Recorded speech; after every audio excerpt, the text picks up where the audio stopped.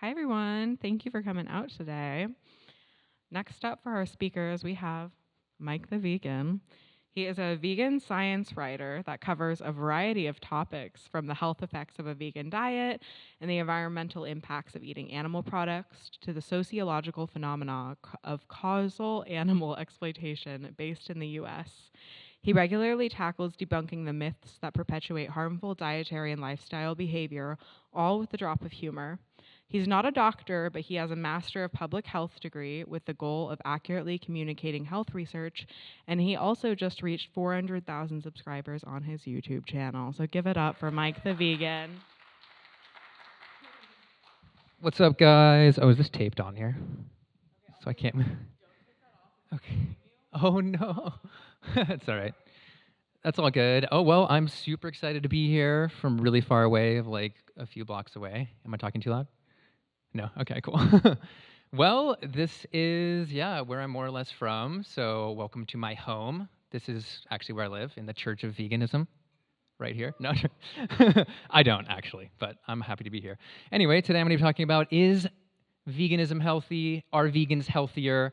And do they even need to be? So that's going to be the edgy kind of angle at the end there. And so this is me. This is my YouTube channel. I have been doing this for like 9 years now.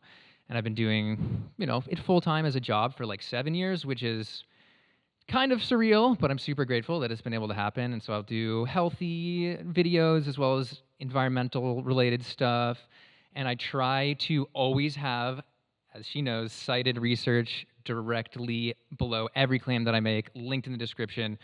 Because when I started YouTube back in like 2015, it was dominated by raw foodist people who I'm fine with people being raw food or whatever, but with zero science and a lot of pseudoscientific claims.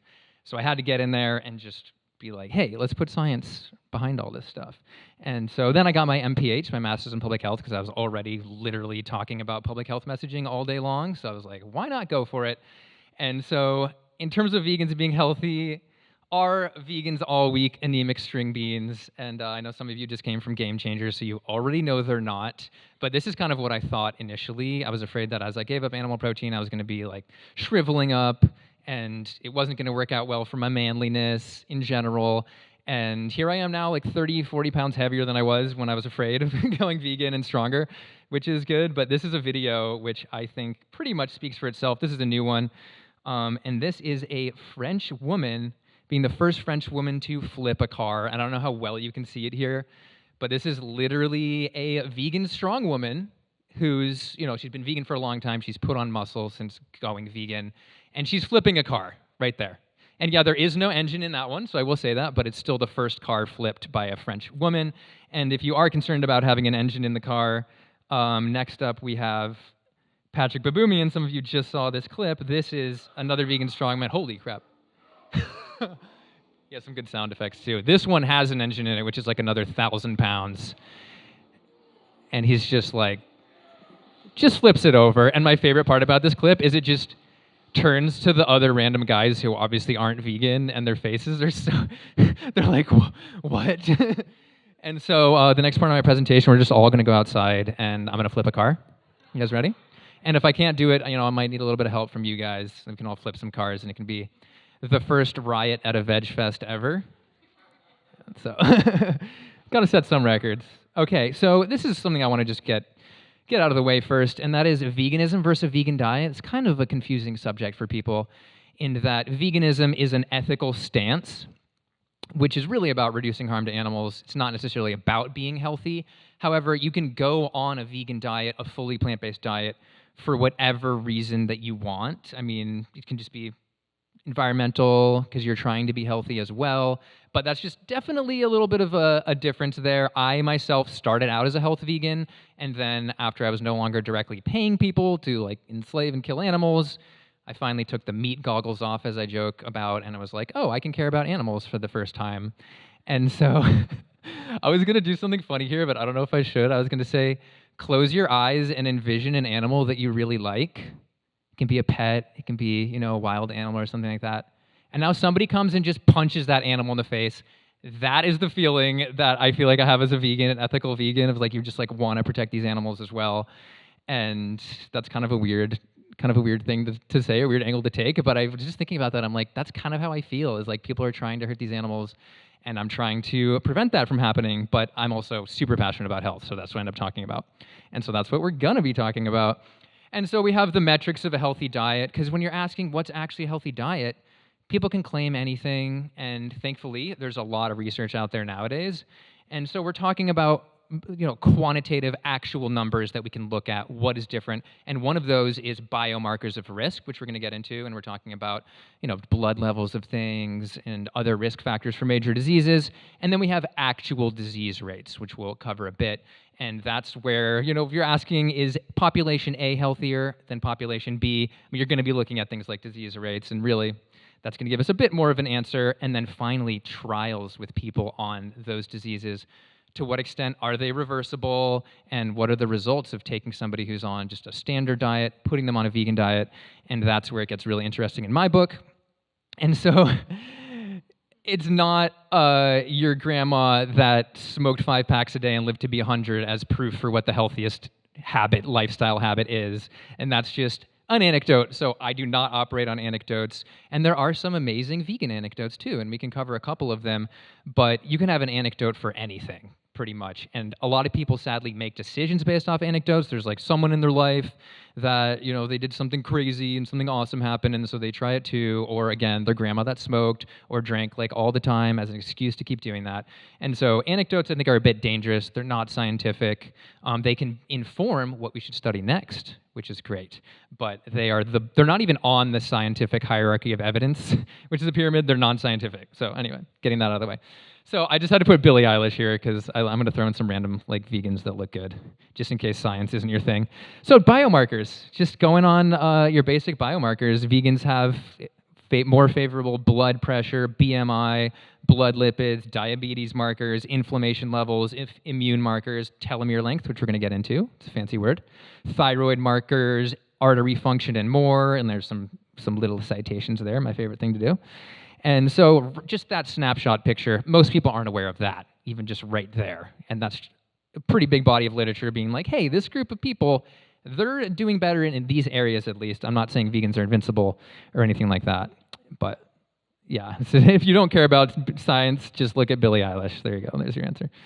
And then there's just things. I'm not huge on BMI, and I know it's kind of like, the latest view is that any individual's BMI isn't necessarily the best indicator for health, especially subtle differences. But as a population, it's pretty important in terms of risk for things like diabetes, metabolic syndrome, cancer, and things like that. And then so from the Adventist study, we can see that vegans, their biomarker for risk there is, they're in the normal range, unlike any other diet. That's just one way that they are separate.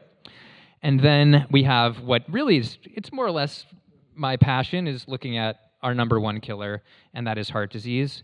And that right there is something that kills about 600,000 people in the US per year. And the key biomarker that we're looking at, as many of you know, is LDL, or bad cholesterol. There's a lot of LDL denial, and that's like half of my videos is responding to crazy people on a carnivore diet, saying that an LDL of 700 is okay, and that's a whole nother topic for a whole nother presentation. But yeah, just looking to vegans, we're talking about 67 milligrams per deciliter on average versus 117. 100 is the cutoff for normal. So the average person here, this is based off US vegans and US meat eaters, and we're talking about being significantly over, which makes sense, why it's our leading killer. And then we have our total cholesterol here. It's just very much stepwise. Vegans, they're rocking 150 for total cholesterol. Vegetarians, boom, 175. And meat eaters, over 200. And so we have just from every angle here, this is actually from 5 studies put together in the US, thanks to veganhealth.com. And so we can get this picture of what's going on with cholesterol. Really not good with the average person. It's driving our leading killers, which we're going to get more into. I know you're excited. But really just how it works, overview of it. A lot of people think you get these plaques that kind of just sit there. They actually build up inside of your artery wall. And they're a result of various things like oxidation, oxidative stress, which creates these little electron-free radicals that then damage various cells like the lining. They cause inflammation. Those fatty LDL particles migrate into your cell wall, into your artery wall, and then you have an immune response to that because your body's like, what the heck is this doing here? And then all of a sudden you get this inflammation, you get this thing that can trap more LDL, and then before you know it, you have full-blown atherosclerosis, or you have a lesion, which can then, of course, rupture and cause all sorts of issues. And so that's the basics of how this fat that we eat, which whether it's saturated fat or cholesterol, can raise LDL. Cholesterol, you might have heard, doesn't raise LDL. That's not necessarily true. Cholesterol in like eggs, they tend to spike you right after you eat and then they go away, but it's still, we have a huge incidence after these holiday meals of people having heart attacks and strokes.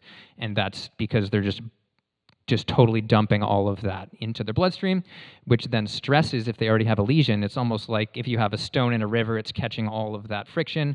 You have high blood pressure, whatever, and then it pops, which is, not what you want. And so we have that LDL, and this is there's so much LDL and cholesterol denial right now, which is, we can trace it directly back to the dairy industry. It's directly funded by the dairy industry as well. But we have literally the best data that we have, which are genetically randomized studies, Mendelian randomization. And it just shows straight up, LDL is causal to atherosclerosis. The higher your level, whether it's genetic or not, the more your risk of heart attack and atherosclerosis, et cetera. And the lower it is, the better off you are. So that brings me to a cool topic, which is telomeres, also known as the shoelace caps on the ends of your DNA. Telomeres are essentially what keeps you young. So as you age, they actually get shorter, which is wild in general, and that's what we're told. They have to get shorter, and that's what we see in the standard American diet. But we had an 8-week vegan twin study where, if you've seen that Netflix documentary, you have the twins and they get randomized to being vegan, and there's like one of them gets told to be vegan and they just scream no, and like it's just so like it's ridiculous. But they looked at a ton of different metrics and they saw a lot of improvements, and one of them was telomeres, in which we can see that this is just 8 weeks out. The telomeres in the vegan group, they roughly stayed the same, while the meat eater group actually decreased in length, which is wild. This is a really complicated chart. I have an easier one for you on the next one. But the idea is that they were better preserving their DNA, which is like one of the main things that we need to do in order to not get cancer, not age, all these things. And that brings me to Ornish. Dr. Ornish did a bunch of trials that were like 99% vegan. He's like, go on a vegan diet, but if you want a couple bites of low-fat yogurt, go for it, because I don't want you to quit, which got us a sort of annoying data set, because I can't say vegan, but it's like almost vegan. But he did a 5-year study, and we'll cover that a little bit more in a second, in different studies he has coming, which are awesome. But this is the control group. As you can see, this little red thing, their telomeres are getting worse. They are shortening. Their DNA is becoming more susceptible to damage, that oxidative stress, etc. And then kablooey, he did plant-based diet plus like meditation and walking, and the telomeres got longer. So the DNA caps got longer, more protection against all that DNA damage, which is just insane, because like at that point, I'm pretty sure they didn't even know that they could get longer. And I was like, look at this. So major win. And then boom, actual reverse. This is Rahul's next. Actual vegan disease rates is something that's just so fascinating to me. And you're going to get a presentation on reversing diabetes after this. And this is just almost completely across the board. We're seeing, from a meta-analysis, that's right there, lower cancer rates by about 15%, lower diabetes, hypertension, which is high blood pressure, again, that obesity, thyroid diseases, which is wild, COVID, which we'll cover in a second, heart disease, and lower mortality trends, which we need larger populations with like more people dying to get statistical significance, but it's looking good so far. And so this is where really my passion is, seeing people get better. And another interesting disease reversal story is this guy who reached out to me. He's like, hey, I want to talk, whatever. I'm like, fine. And he was like, what I did is I went and I programmed AI. I took Google's AI back when it was Bard, and he made himself a life coach. And he was like, look, I want you to have the ethics of Superman, and I want you to make me healthy. And it slowly had to make these life changes. And it turned out, he was very, very overweight, and he had diabetes. And as a result of him listening to like the stepwise changes of his AI life coach, he ended up going vegan and then losing 80 pounds and getting rid of his type 2 diabetes, which is insane. And so that's kind of a weird modern version, I guess, of how you get healthy. You like make an AI life coach, and it's weird times. Yeah. And then here's an interesting case of it. So this is Sitara. She is there with her mom. And her mom had like pretty advanced type 2 diabetes, and her leg had actually turned black. So she was looking, moving toward amputation, which was wild. And then as a result of just going on a healthy vegan diet, we have her just getting, first of all, she had heart disease, like markers that were really high. Those went down, and then her leg just went back to normal, which is wild. And that, whether it's diabetic retinopathy of the eyes or neuropathy, we're talking about microvasculature, tiny little arteries getting clogged, which can be some of the first ones that get new blood flow as you change your diet, which is wild. And so somebody who's facing getting maybe some toes cut off or getting their part of their foot cut off or something like that, all of a sudden it's like, oh, I'm just normal and healthy again, which is, most people are not aware of that, which is wild.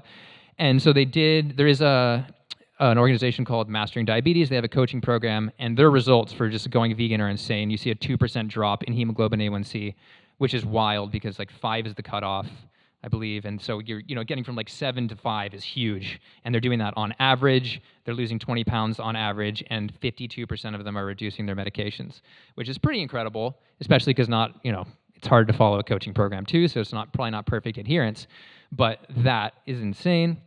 And for me, this is what I think it comes down to. It's all about the plumbing. This is disgusting, actually. I'm sorry. That's why I didn't make it like bigger. But this is a human circulatory system, and it's just a lot of plumbing in there. Whether it's your lungs, your head, your hands, all of those things. If any part of that is clogged, there's probably going to be a disease risk there. Whether even you're getting older, you might clog like the vasculature in your head, hairs, and you can get age-related hair loss, like everything, and we'll cover some more.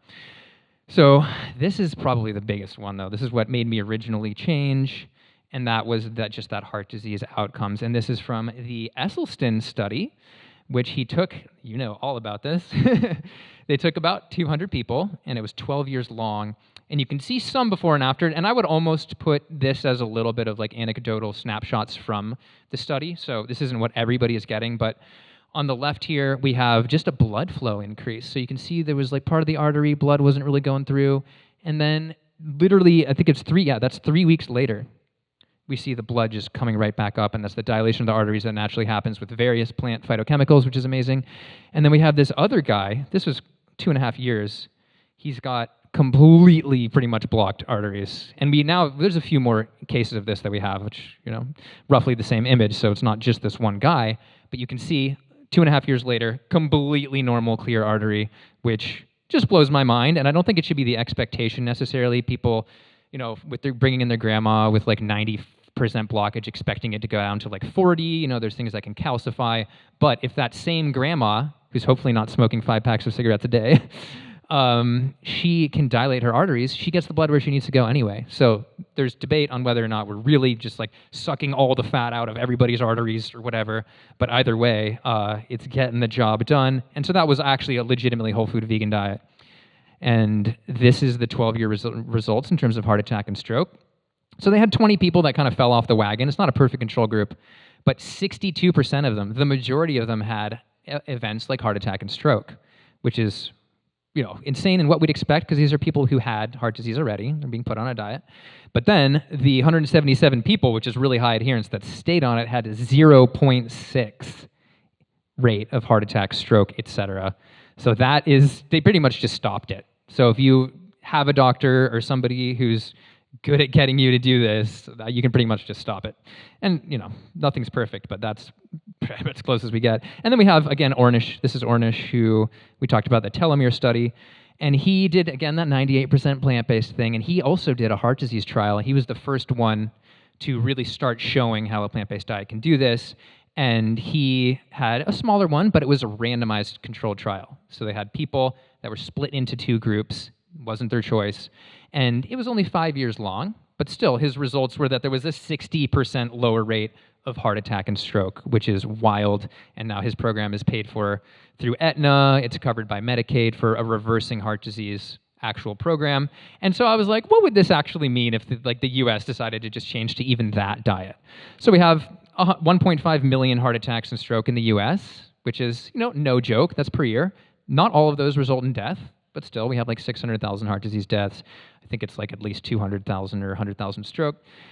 But with that same ratio, we would just be down to 400,000. That's a really rough extrapolation, but I mean, you can imagine how the whole landscape of the US healthcare system would change if we can just make dietary changes, even part of the way to that. And that would blow out the insurance companies from the water. So maybe they don't want that. Let's go into conspiracies.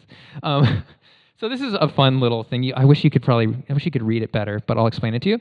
So you just came from the Game Changers. You probably just laughed at the scene. So they took these athletes and they put a little meter on their member downstairs to see how often they were getting erect through the night.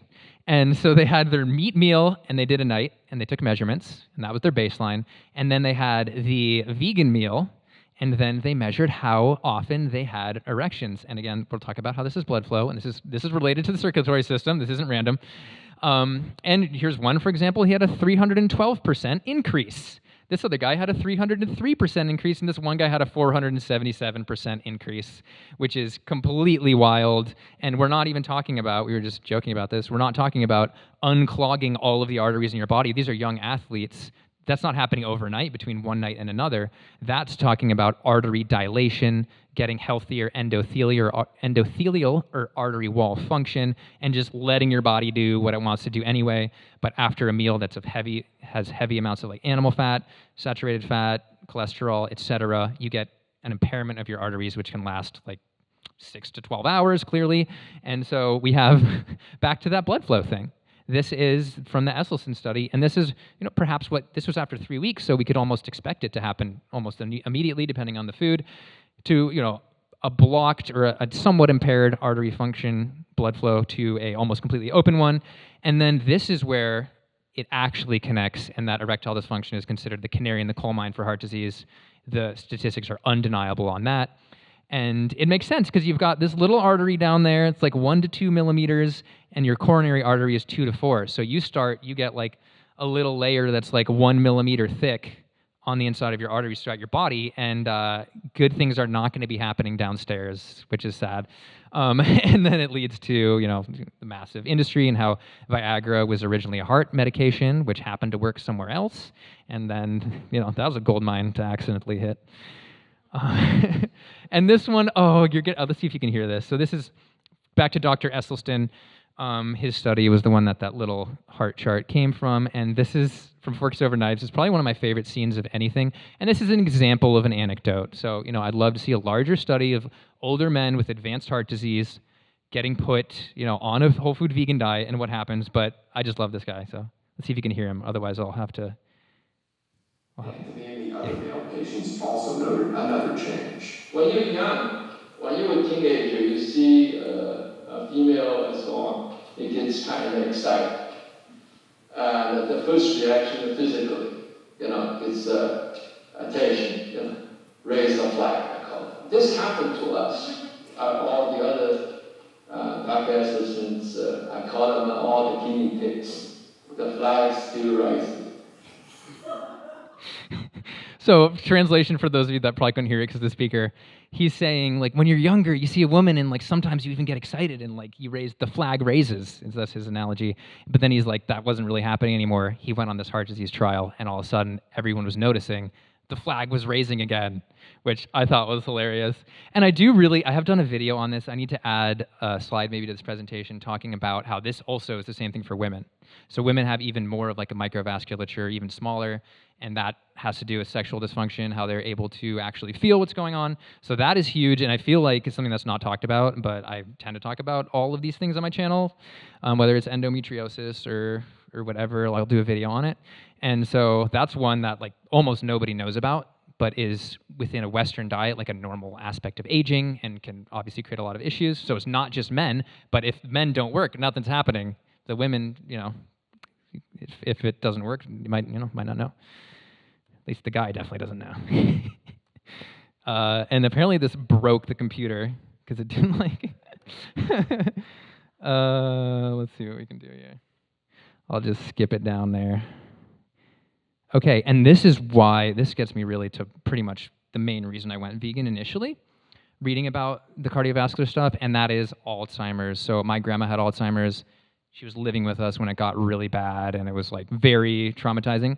And so the moment I heard that there was any artery-related aspect to Alzheimer's, I was like, dang, I need to try this diet.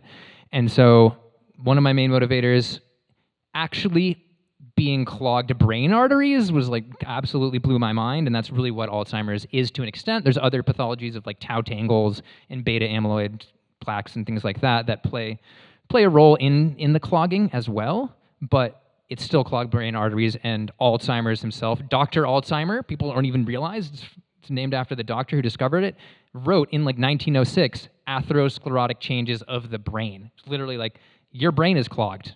And then people just forgot that, and like, that's old people, old-timer syndrome. Everybody just gets dementia at a certain age, and that's just how the human body works. But then we saw, some of these Okinawans over 100 being completely lucid, and it was like, what's going on? So there were signs here and there. But that brings me to Ornish's next study, which is going to be awesome, hopefully. It's going to come out soon. We'll see. He's, for 5 years, had people with mild cognitive impairment, like mild Alzheimer's, go on. Now he does a fully vegan diet, he claims, when I interviewed him. So I can make that claim for this one. And they found, at least in some cases, that people who had mild cognitive impairment no longer had it. Here's a woman who Sanjay Gupta just covered. His special is going to come out, I think, in like the next couple weeks. And so we're talking about a woman who says, my choice of meal before this was a veal cutlet. And so she hasn't been eating that way in 5 years. She's been eating a healthy plant-based diet, and all of a sudden she doesn't have mild cognitive impairment anymore, which is completely insane and sort of believed to be impossible a while back ago. Study results to be determined, and there's more of these stories popping up. One of them, my friend interviewed this guy. He was just in a vegan restaurant, starts talking to him, and it turns out that this guy he was just missing 5 years of his life. He couldn't remember 5 years of his life. He saw pictures. He went, am I photoshopped into that picture? I don't remember it at all. And so he had entire vacations that he didn't remember at all. And then he met with these neurologists, Dr. Scherzeyes, this is them. They are, two neurologists who are essentially obsessed with diet and how it can affect the brain. And they put him on just a healthy vegan diet. And within 3 weeks of that, this was like a few years back, he then remembered everything normally from that point on. He's still missing a 5-year chunk, but he remembers everything. Again, this is an anecdote, but we have the studies coming, so this is wild. And so it's very likely that same situation where you've got some lack of blood flow somewhere to some memory center, and if you're able to get that blood flow back, you can make new memories again, which apparently this guy couldn't do for 5 years, which is wild. And so I'm looking forward to more of that and the results. And then this is where I always love throwing in the COVID stuff, because we're feeling very much out of COVID right now, and I'm so grateful. It's not completely gone, but the idea is the data we got from it is undeniable. This is a 6-country study in the British Medical Journal. I even mentioned this in my last presentation last year. We're talking about people on an even loosely plant-based diet have 73% lower odds of moderate to severe COVID, so the chances of ending up on a ventilator in a hospital. And that is something that, I don't know why it wasn't like front page news. Well, actually, I know exactly why it wasn't front page news, because no one wants to put down the hamburgers. But pescatarians helped a little bit. But then the low-carb dieters, and this is something that should have been also front page news, because there are so many people that think low carb is the way to go, even for immune stuff. But if you directly compare the plant-based people to the low carb people, we're talking about nearly 4 times the odds of getting severe COVID, which is wild. And they still think it's the healthiest thing in the world. I don't know. This is why I like to have the research. Do you want to take a picture of that? Okay, we can get it later. So this brings me to why do these plants even help at all? I mean, why would plants versus animals help? Isn't this just different macronutrients, micronutrients, etc.? And there really are some major culprits here. Of course, we have our plants loaded with fiber, loaded with water, loaded with antioxidants and vitamins. And there are vitamins in meat and dairy as well, but they also have various things like heterocyclic amines, which are literally a carcinogen on the NIH site. We've got TMAO, which might accelerate heart disease, NEU5GC, inflammatory potential cancer causing or driving thing, endotoxins, and of course that's saturated fat. So people on a vegan diet tend to eat about 40 to 50% less saturated fat. That lowers that LDL. That gets us some of that result. But those antioxidants, plants have 64 times the antioxidants of animal foods on average. And that was from a study that looked at over 3,000 foods. And so right there, if you're just taking one bite of something versus one bite of another, is something going to be blocking that oxidative stress in the form of antioxidants, or is it going to be fueling it in terms of things like heme iron? Again, one of the reasons, I didn't even mention this, that red and processed meat are class 2A and 1A carcinogens. But that's just how oxidative stress contributes to essentially every major disease. It contributes to aging, contributes to kidney disease, brain, lung, eyes, joints, etc. So if you have more antioxidants in your system, you can buffer that to some extent. And that is probably why we're seeing, again, like 15% lower cancer and these lower diabetes rates. And this is where I figured, I'm just going to answer the questions in advance. No, we'll take questions after this. But yeah, can vegans get enough protein? I think you saw from the beginning that some vegans are definitely getting enough protein and flipping cars. But I just figured I'd just touch on the basics here of how all essential amino acids are available in plant foods. I don't know why people never learn that in school, and how all protein is derived from plants. Nitrogen fixation in plants with symbiotic bacteria gets the nitrogen, creates protein, and then we can either use a middleman or middle cow, or we can just eat it directly. And this is Nimai Delgado, IFBB pro bodybuilder, vegan.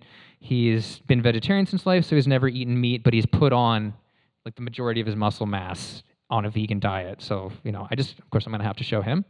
And then just in case you want proof, this is just like a cup of soy. This is only a couple hundred calories out of the 2,000 you're supposed to eat, and it hits almost 100% of 8 or 9 of the essential amino acids, and you can at least eat the rest of your 1,800 calorie meals worth of food and go way over that. And this is another one. So what's actually happening in real humans out there, and don't older people have a harder time consuming protein and putting on muscle, or actually absorbing the protein? Well, this study was done in China, and it was on older people as well. Again, they're going to have that harder time, putting protein into muscle, and they found that it was the amount rather than animal versus plant protein that determined their muscle mass. So it was just how many grams were they eating. If they were eating 60, they'd have the same amount as somebody who's eating 60 of animal versus plant. You get the idea. So that is huge, and again, no one knows about it. And then we have this study. They matched young, healthy, active people, and they were just like, let's compare vegans to non-vegans. Let's see how strong are they, how fast are they, who's better. Is a vegan diet detrimental to endurance and muscle strength, which is the title?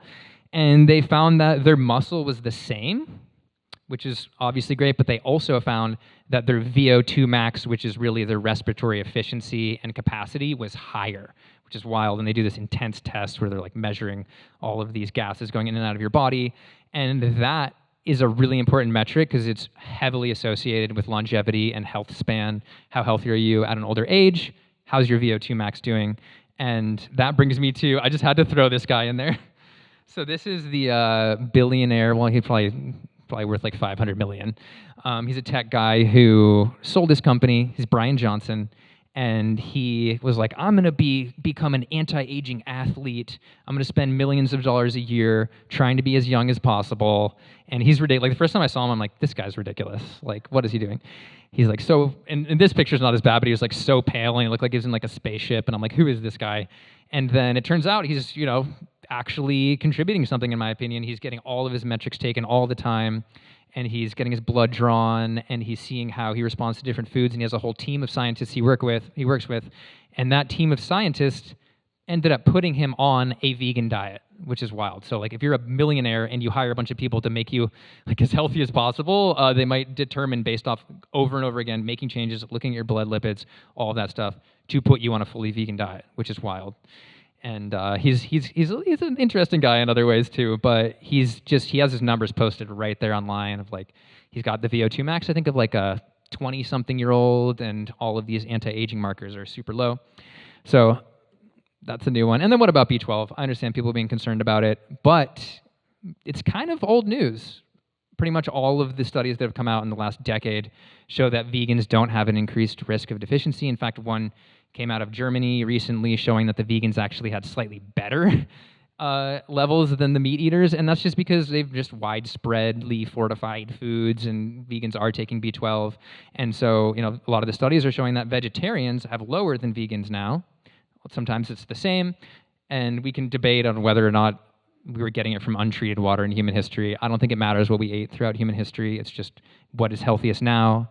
You know, if our body adapted to it, obviously we're not going to be wanting to eat just like straight metal or something, but as long as the diet is, you know, something our body can handle, if it's showing healthy results, that's the way to go. And so this is my way of saying, yeah, veganism's changed, and it's a lot easier to be vegan now. Celebrating your birthday as a vegan in 1978, like when Lindy went vegan 16 years ago or whatever. I've been vegan for 14 years, but she went vegan before that. It was like, you know, carrot cake literally versus now it's like beautiful giant cakes, and you can get pretty much anything vegan now. But that's kind of a double-edged sword, because we can play this game, is it vegan? And the answer is sadly, yeah, that is vegan. And so, yeah, we're cooked. It's over. Like, vegans are no longer healthier. So end of presentation. No, I'm joking. This just shows that it can be a little bit of a minefield. You know, we can be eating pretty much the same foods. The saturated fat content is largely the same in a lot of these. There's still some benefits. Like, for example, the Impossible Burger, which has heme iron from plants in it, allegedly is slightly less oxidative. That heme iron is slightly less oxidative than the animal one. So like, oh, you can get slightly less of that potentially cancer-causing thing. But we're talking about whole plants being the way to go. That's why like one of my ebooks from a while ago was a whole food cookbook, whole food vegan cookbook. Yeah, because you're not going to be fighting diseases as well. You know, you might have a lower risk because we have populations that are like religiously vegan and they still have lower disease rates. And they weren't necessarily like, I need to do this for health. But brings me to the final question. Should vegans be healthier? Do they have to be healthier? Is this something we should even care about? And so I showed, at least from the data, that vegans are objectively healthier from studies.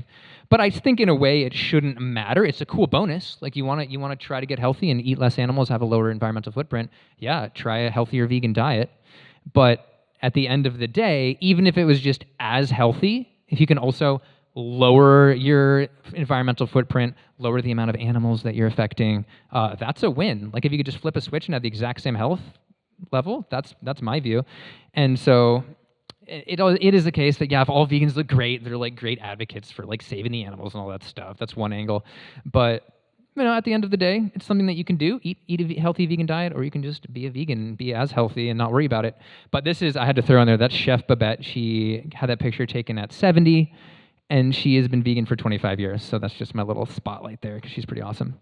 And then that just brings me to one of the final points I always have to throw in there, and that is like, what is your impact on the world? And a recent Oxford study showed that vegans, they're rocking like a 75 to 80% lower dietary carbon footprint. Their land use, similarly, water use is like 62% lower. And this one on the bottom here, you probably can't read anything on that from where you are in the back, but we're talking about like 70% lower biodiversity damage, which is wild. So we have rainforests getting mowed down for cattle and burned for cattle ranching and stuff like that, which is another one of my presentations, which we're not doing today, but I just had to throw that in there. And then, of course, just like the animals, we don't need to kill 70 billion, like please. And that's just land animals alone. And so the end, I don't know why I wrote that, but yeah, thanks so much for being here and listening to me ramble about science to you. Yeah.